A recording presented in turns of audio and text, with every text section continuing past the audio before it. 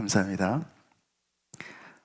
오늘 통역을 맡아서 수고해 주시는 우리 은희 자매가 수고해 주십니다. 감사합니다, 은희 자매님.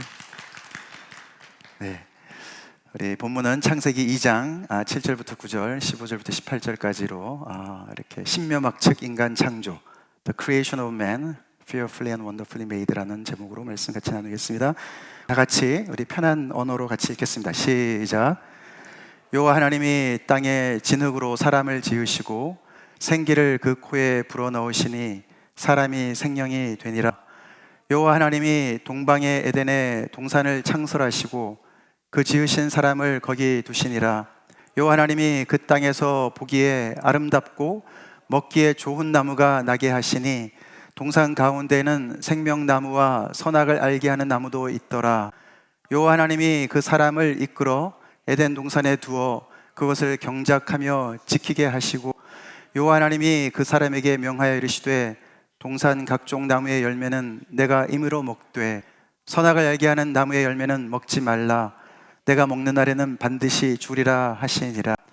여호와 하나님이 이르시되 사람이 혼자 사는 것이 좋지 아니하니 내가 그를 위하여 돕는 배필을 지으리라 하시니라. 아멘. 다시 한번 2020년 신년 예배이자 찬빛교회 창립 2주년 예배 오신 여러분 모두를 주님의 이름으로 환영하고, 또 올 한 해 성도님들의 가정마다 하나님과 동행하시는 복을 누리시는 복이 있길 간절히 기도합니다. 올 새해부터 매일 성경의 진도를 따라서 창세기 말씀을 묵상을 시작했습니다. 교회적으로도 유년부 어린아이부터 노년에 이르기까지 다 함께 같은 말씀을 본문으로 해서 매일 묵상하고, 또 주일 메시지도 그 진도를 따라가면서 성경 전체의 하나님의 스토리를 차근차근 따라가기 원합니다. 성도님께서도 개인적으로 또 가정적으로 또 교회 그룹 안에서 열심히 말씀 묵상하시고 나누시는 은혜가 풍성하길 바랍니다. 그렇게 6년을 열심히 하시면 성경 전체를 하나도 놓치지 않고 구절구절 다 묵상하게 되실 거예요. 그렇게 하시기 바라고, 특히 올해 한 해 다들 성경 일독을 매일 성경 진도에 맞춰서 따라 하시면 좋겠습니다. 오늘 들어오시면서 이거 하나씩 다 받으셨죠? 이거 공이 많이 들어간 거예요. 1월, 2월치 여기 뒤에 보시면은 말씀 묵상 본문이랑 성경 낭독 본문이 나옵니다. 그렇게 해서 이거를 매일매일 따라가시고 이렇게 책갈피로 사용하시면 되겠는데요. 2달에 한 번씩 제가 만들어 드릴 테니까 열심히 성경 읽으시고, 그래서 연말에 통독을 다 마치신 분들에게는 푸짐한 상품을 드리겠습니다. 열심히 하십시오. 성경의 첫 권이 다들 아시다시피 창세기죠? 창세기입니다. 창세기는 시작의 책이죠. 근원의 책입니다. 우주의 시작, 인류의 시작, 가정의 시작, 죄의 시작, 하나님의 구속의 역사의 시작, 또 믿음의 가정의 시작이 나와 있습니다. 오늘 우리가 다룰 창세기 1장과 2장은 천지 만물 창조와 또 그 중에서도 인간 창조 이야기입니다. 성경은 아무런 사족을 달지 않고 설명 하나 없이 천지는 하나님이 창조하셨다라고 선포합니다. 1장, 2장에서 가장 많이 반복되는 단어가 뭔지 아시겠습니까? 그것은 단연코 하나님이라는 단어예요. 하나님. 거의 매 구절에 등장해요. 하나님이라는 단어가. 오늘 저희가 함께 읽은 본문도 눈치채신 분들도 계시겠지만 17절 한 구절만 빼고는 매절마다 여호와 하나님이 계속 반복됐습니다. 그래서 창세기는 누가 영원한 주어인지, 서브젝트가 누구인지를 확실히 밝혀주는 책이라고 할 수가 있습니다. 주어는 내가 아니고 여호와 하나님이실 때 복된 인생이 시작된다는 사실을 여러분 믿습니까? 주어는 하나님이시고 나는 그분의 목적어가 될 때 그 인생이 제대로 풀리는 인생인 것을 우리는 잊지 말아야 됩니다. 오늘 이 자리에서 우리 인생에 그리고 우리 교회의 삶에 하나님이 주어 되심을 다 같이 고백합시다. 아멘, 아멘. 오늘 조금 전에 다 같이 읽은 본문 창세기 2장은 1장의 창조 이야기를 인간 창조의 관점에서 다시 풀어냅니다. 1장에서 하나님은 말씀으로 빛을, 그리고 궁창을, 땅과 바다를, 하늘의 광명체인 해와 달과 별을, 또 거기에 물고기와 식물들과 짐승들을 각기 종류대로 다양하게 만드셨다고, 그리고 보시기에 너무 좋았다고 기록하고 있습니다. 하나님은 확실히 대단한 예술가세요. 너무도 다채롭게, 화려하게, 다양하게, 아름답게 만물을 만드셨습니다. 그러시고 맨 마지막에 당신의 형상을 따라서 당신을 닮은 남자와 여자를 창조하시고 그들에게 복 주시며 생육하고 번성하고 땅에 충만하라고, 땅을 정복하고 다스리라고 명하셨습니다. 그리고는 7째 날에는 안식을 하셨습니다. 하나님은 혼돈하고 공허한 땅에 틀을 먼저 세우시고 그 다음에 채워 넣으시는 방식으로 창조를 진행하셨습니다. 만물 창조 때 무질서한 곳에 질서를 세우시고 내용물을 채워 넣으신 하나님께서는 우리에게도 똑같이 일하고 계십니다. 할렐루야. 우리의 삶에 질서를 부여해 주시고 내용물을 가득 채워 넣으시는 복이 올 한 해 성도님들 개개인과 각 가정에, 그리고 교회에 넘치길 간절히 기도합니다. 오늘 본문 앞부분의 내용은 이 정도로 살펴보고 지금부터 오늘 본문을 좀 더 자세히 들여다보기 원합니다. 저는 오늘 말씀의 제목을 신묘막측 인간 창조라고 정했습니다. 오늘 본문에 걸맞는 제목이라고 공감이 드시나요?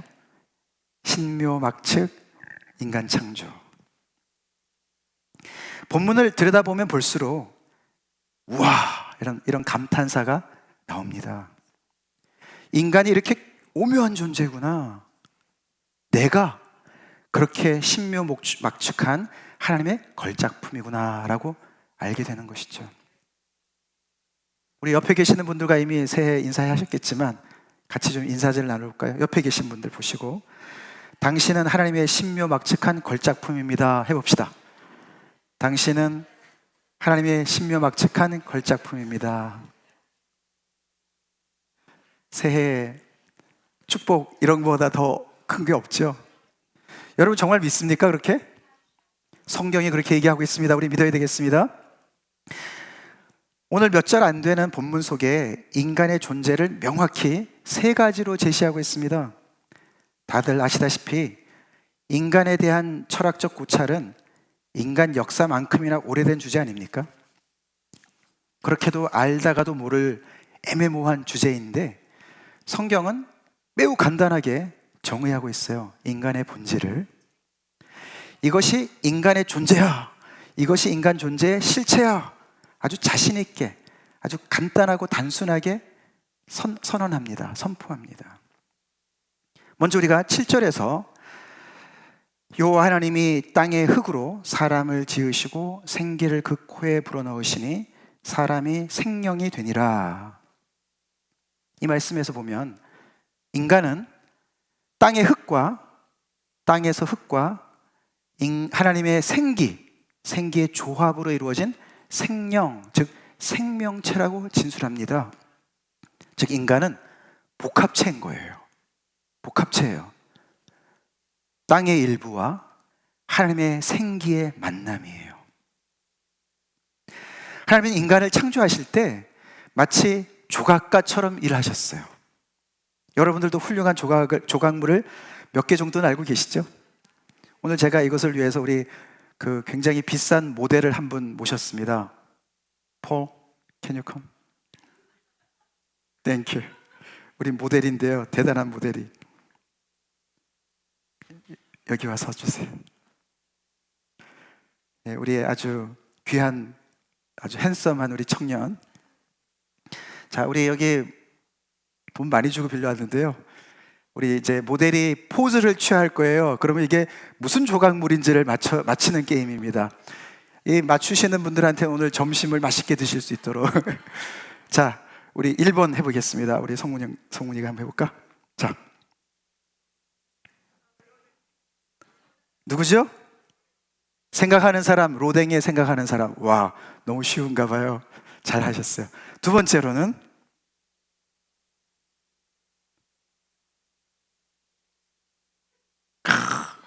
데이빗? 예, 다비드상이죠. 누구 작품이죠? 미켈란젤로의 다비드상이죠. 같이 생겼죠? 비슷하게 생겼죠? 굉장히 핸섬. 사실은 제가 하려고 그러다가 안 되겠더라. 그래서 우리 성훈이를 이렇게 초빙했습니다. 자, 마지막으로 해보겠습니다.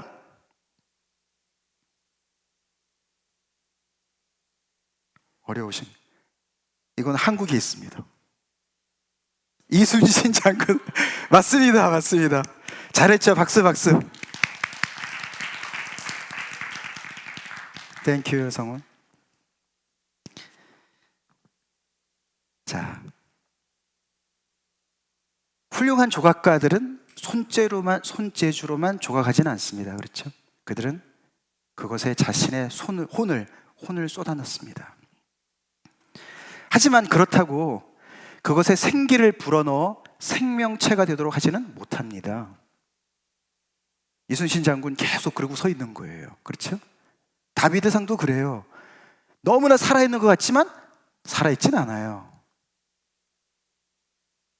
근데 하나님은 흙으로 곱게 인간을 빚으셨는데 그 인간 동상에다가 생기를 불어넣으셨더니 이 조각물이 갑자기 생명체가 돼서 일어나서 걷고 뛰고 말하고 웃고 노래할 수 있는 존재가 됐다는 얘기예요. 흙과 하나님의 생기의 조합이라니 완전히 극과 극의 만남 아닙니까? 근데 참 말이 되지 않습니까? 인간은 극과 극을 달리는 존재입니다. 그렇지 않아요? 어떻게 보면은 다른 동물들과 별반 다를 바 없어 보이기도 하기도 하지만 또 저렇게 보면은 굉장히 고귀하고 존귀한 존재이기도 합니다. 가히 하늘과 땅을 연결하는 존재라고 할 수가 있어요. 두 번째로 16절과 17절에 여호와 하나님이 그 사람에게 명하여 이르시되 동산 각종 나무의 열매는 내가 임의로 먹되 선악을 알게 하는 나무의 열매는 먹지 말라. 내가 먹는 날에는 반드시 죽으리라 하시니라. 이 말 속에서 인간은 임의로 할 수 있는 자유로운 존재일 뿐만 아니라 하나님의 명령을 순종해야 하는 존재로 지음을 받았다는 거예요. 이것이 인간의 본질 중에 또 하나인 것이에요. 흙에서 출발된 인간 동상이 하나님의 생기를 받아서 생명체가 되어서 움직이기 시작합니다. 근데 그게 로봇가 아닌 거예요. 마음대로 임의대로 자유롭게 다닐 수 있고 말할 수 있고 생각할 수 있고 판단할 수 있고 행동할 수 있는 인격체인 거예요. 임의로 모든 것을 다 할 수 있도록 하나님께서 창조하셨습니다.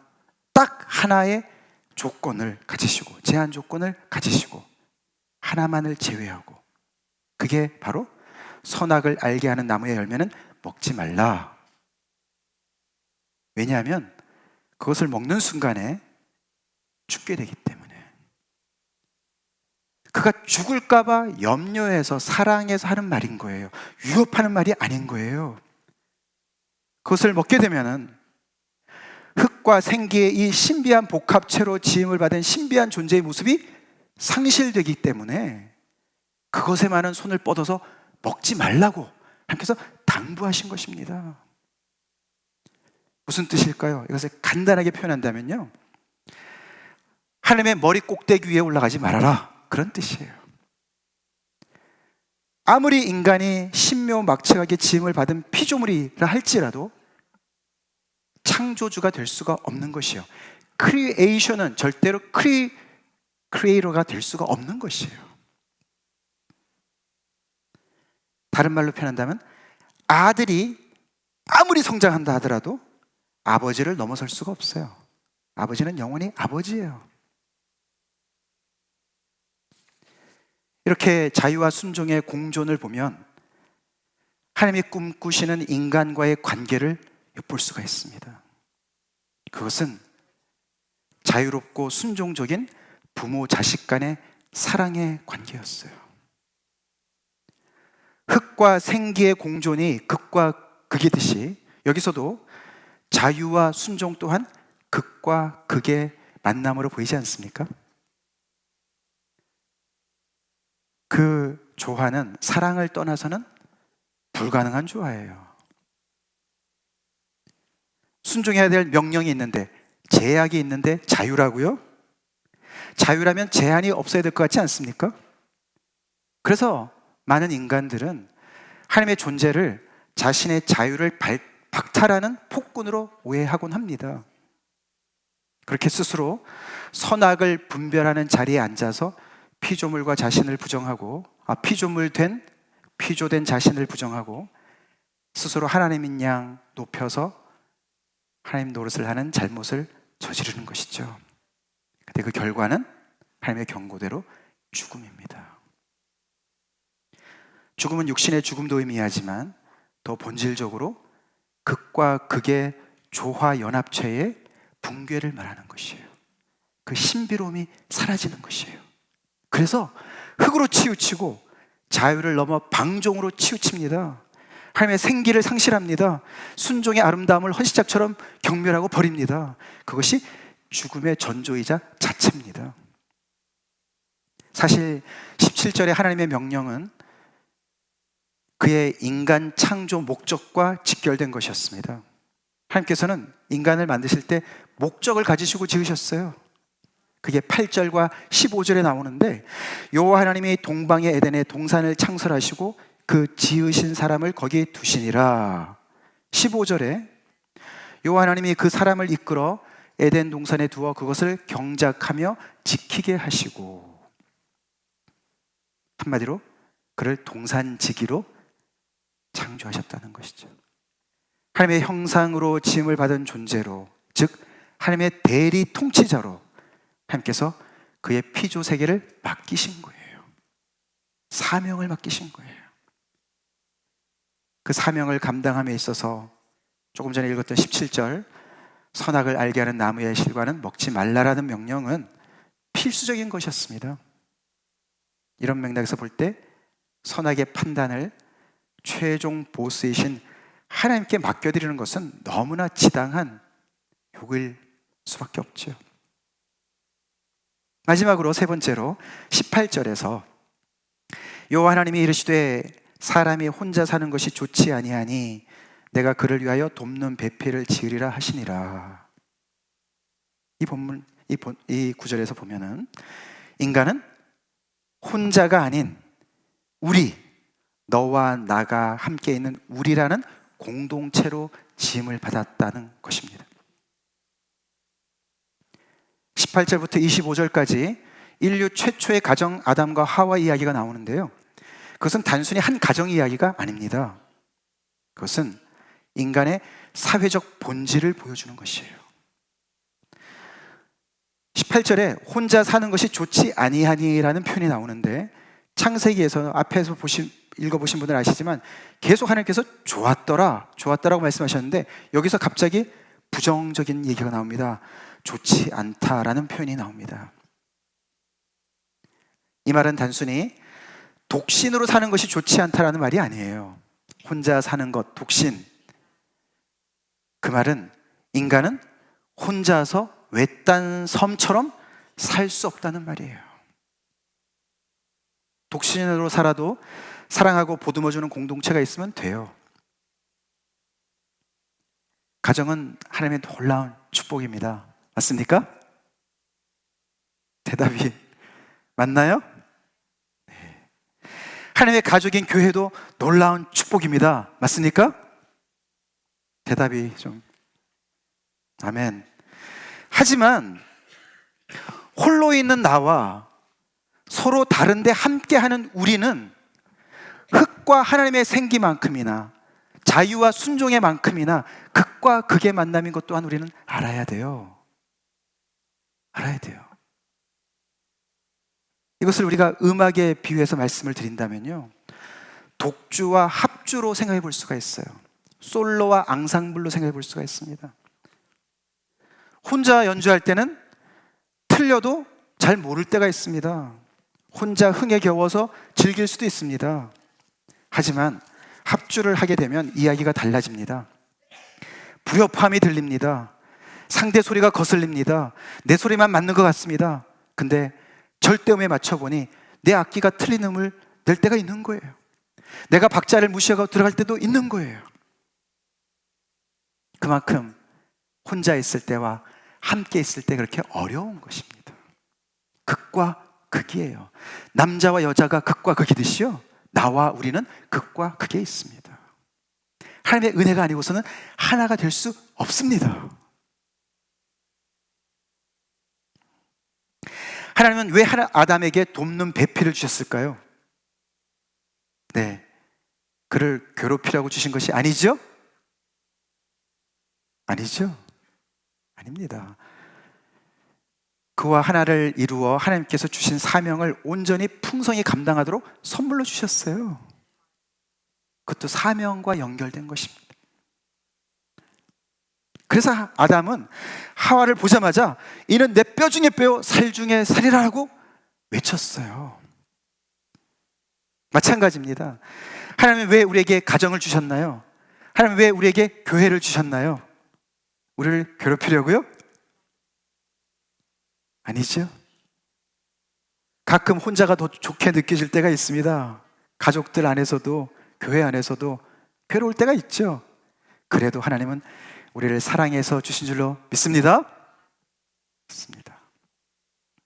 하나님은 서로 사랑하고 부족한 것을 서로가 채워서 온전해져서 하나님의 아름다운 사명을 끝까지 감당하라고 우리에게 선물로 상대방을, 교회를, 가정을 주신 거예요. 이제 우리 정리하면서 결론 지어 보겠습니다.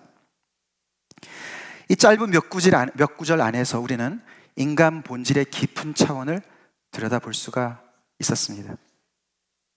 땅의 한 줌의 흙에서 출발한 이 존재가 능하신 조물주 하나님의 생기를 받으니 생명체가 되어서 움직이며 사고하며 행동하며 자유를 누리면서도 창조주 하나님이 정해놓으신 경계선을 존중할 줄 알고 순종할 줄 아는 균형 잡힌 인격체로 발전하더니 자신과 전혀 다른 한 인간과 하나의 공동체를 이루어서 솔로 연주가 아닌 합주를 기막히게 연주하는 팀 플레이어로 성숙한 모습으로 창조되었다는 것이에요. 이것이 바로 하나님의 형상대로 지음받은 인간의 원 모습입니다.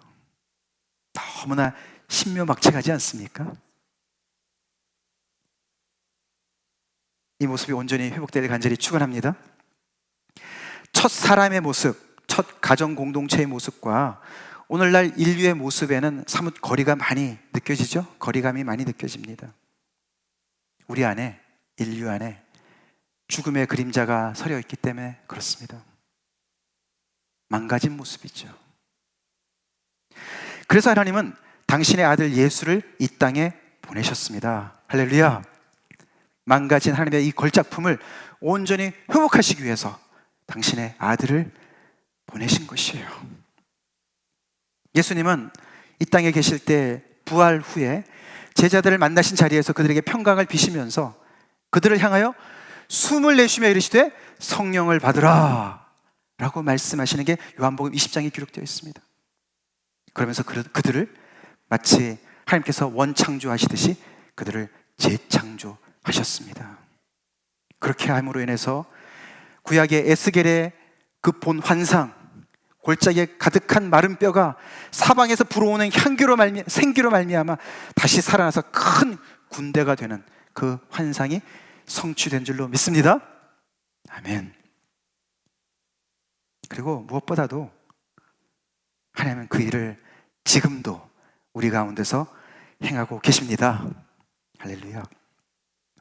올 한 해 하나님의 성령으로 충만해져서 온전한 생명체로 자유와 순종의 그 극과 극을 치우치지 말고 그 안에서 하나를 이루고 나와 우리의 그 공동체의 그 아름다운 하나를 이루면서 멋있게 합주하는 앙상블의 연주를 하는 성도님들 한 분 한 분 되시길 간절히 축원합니다. 다 같이 기도하시겠습니다.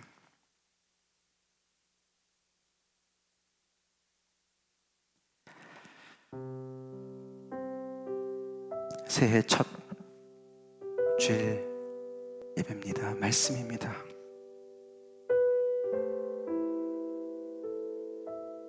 세상보다 크시고 내 문제보다 크신 하나님이 계시는 이 임재 앞에 우리가 나왔습니다.